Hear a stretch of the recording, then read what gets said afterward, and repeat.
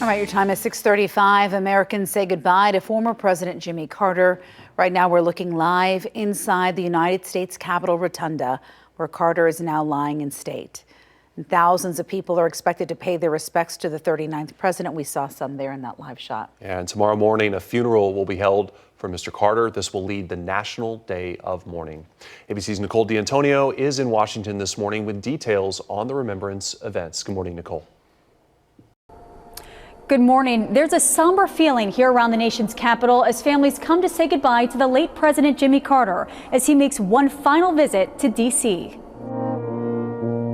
This morning, the nation gathering to pay their respects to the late President Jimmy Carter, the 39th president lying in state at the United States Capitol. The longest-lived president arriving in Washington, D.C. Tuesday afternoon. An Air Force Flight Special Air Mission 39 carrying the 39th president to the nation's capital. The motorcade first making its way to the U.S. Navy Memorial, a place he authorized construction for during his presidency. His flag-draped casket then beginning its procession down Pennsylvania Avenue.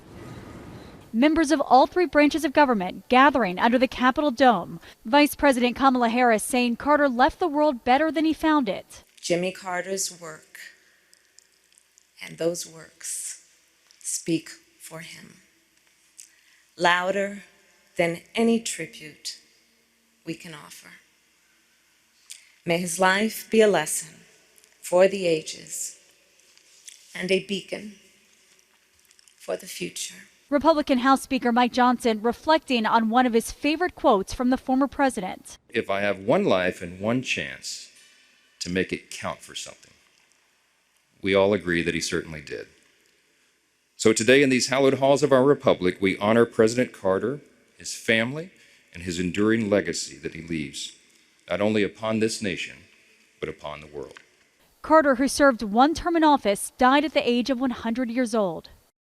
Tomorrow, President Carter's body will be escorted to the Washington National Cathedral for a state funeral, where President Biden will deliver the eulogy.